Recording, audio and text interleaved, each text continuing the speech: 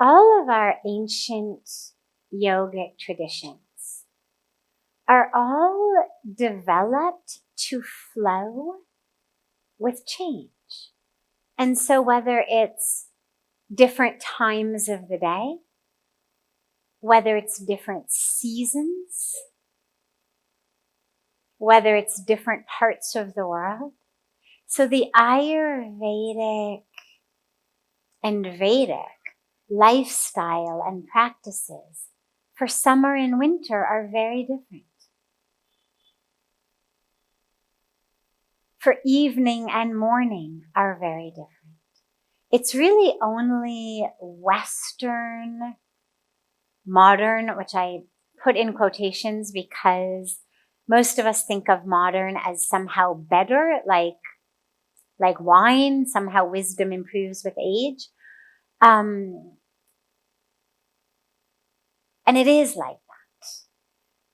The newer something is, we tend to think of it as better, it's newer, but it's actually not.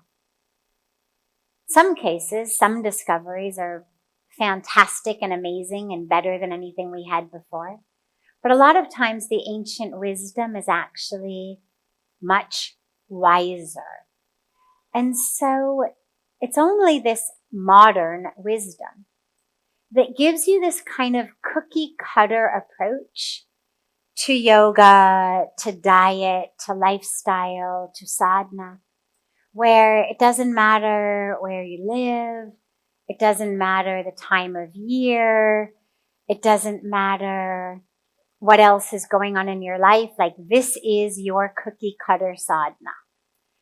But the ancient wisdom was not like that. And so along with all of the variations of season or place, are variations for women in their hormone cycle. In the practice of yoga asanas, the actual physical postures, really the only core difference is you should never do inversions. The flow, the energy of the flow when you are on your menstrual cycle is a flow downward. It is, the body is letting go of that which could have sustained life. But if it's not going to sustain life, ultimately it becomes toxic if it stays in the body for too long. And that's why we flush it out every month. So you just want to make sure that as far as yoga postures go, that you're not doing things like headstands or shoulder stands or handstands or anything that is going against the flow of the body. You also want to be sure not to overexert yourself. It's a time of the month of rest for the physical body, great energy in the energetic body, but rest for the physical body, which is where, interestingly, this is where spirituality, science, and society kind of overlap. Because in India, there's all of these rules around what you can and can't do when you're on your period. And I remember when I first came here, I was very, not just surprised, but I have to say kind of insulted and annoyed by the rules. Rules like you can't cook food in the kitchen. Now, I wasn't cooking food in the kitchen anyway, but even if you're not doing something, simply being told you're not allowed to do it is annoying anyway. So even though the cooks cook and I don't cook, the idea that should I want to, I wasn't allowed to be cooking in the kitchen, it disturbed me.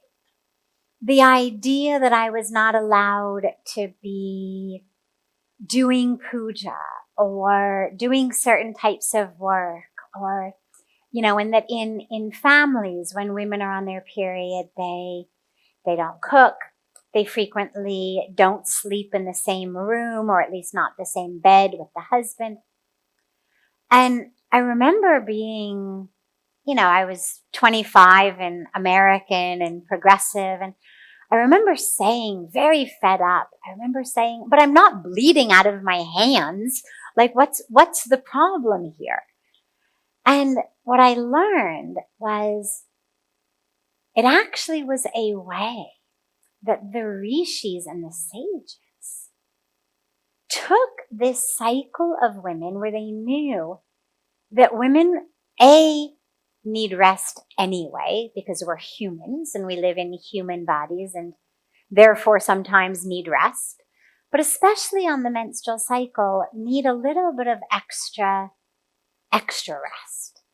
And by bringing it into this religious aspect of she's not allowed in the kitchen, she shouldn't be in your bed, it was a way that the rishis gave these women essentially 4 days off a month from what was otherwise a 24-hour a day, 365 day a year full-time job of taking care of the family, of the home, of the husband, and really suppressing in many ways her needs for the needs of the husband and the family. And so the rishis came in and they said, for 4 days, don't let her cook your food. Don't let her be in your bedroom. Don't let her, all the things that she probably would like a rest from anyway. They brought it in as this spiritual science. So if you look at the ancient yoginis, though, rather than the traditional women in householder lifestyles, they too, in so many traditional cultures, not just Indian traditional culture, but a lot of indigenous cultures, the women would go to some place in the woods where they would be alone, a hut, a teepee, a camp, somewhere, a special room, a special home, a special place, not because they were banished in a negative way that tragically it ended up kind of taking on that connotation, but actually because their energy is so strong at that time. The internal energy is so strong. But the physical body could use with a little bit of rest. And so traditionally, spiritually, it was created for the women to be able to honor that time, to honor that cycle, to give the physical body some rest of the day-to-day duties while tapping into the powerful energy. So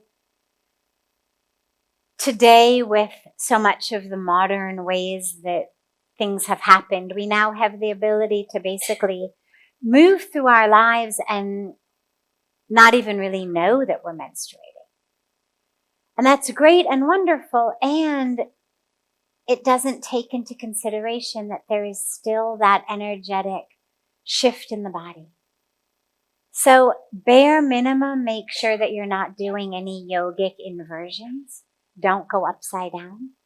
But also see whether you can't tap into more of that ancient wisdom that says, hey, there's a different flow. There's a different energy right now. Tune into it. Tap into it. No, it isn't bad or dirty or toxic or wrong. This was just a way of kind of keeping you free from a lot of duties. But it is different. And allow yourself to recognize that. Tap into it. Dive deep in it. It's the energy of creation.